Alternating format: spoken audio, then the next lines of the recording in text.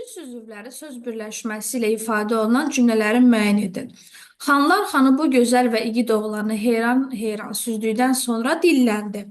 Burada həmcins cümlə üzvünə rast gəlmirik. Çünki bu gözəl və igid oğlanı heyran süzdükdən sonra qoşmalı feili birləşmədir və burada həmcins olan həmin feili birləşmənin içərisindəki aslı tərəfdir. İkinci cümləmizdə həmcins üzvlərimiz var, təyinlərdir, amma söz birləşməsindən ifadə olunmuyub. Bulaq suyunun və şəfalı otların ağır xəstəlikləri sağaltması xəbəri yenə də bütöv bir cümlə üzvüdür.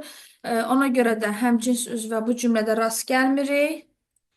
Bulağın suyunu içən, şəfalı bitkilərdən istifadə edən xəstələr, iki həmcins təyinimiz var və söz birləşmələri ilə fe'li sifət tərkibləri ilə ifadə olunub.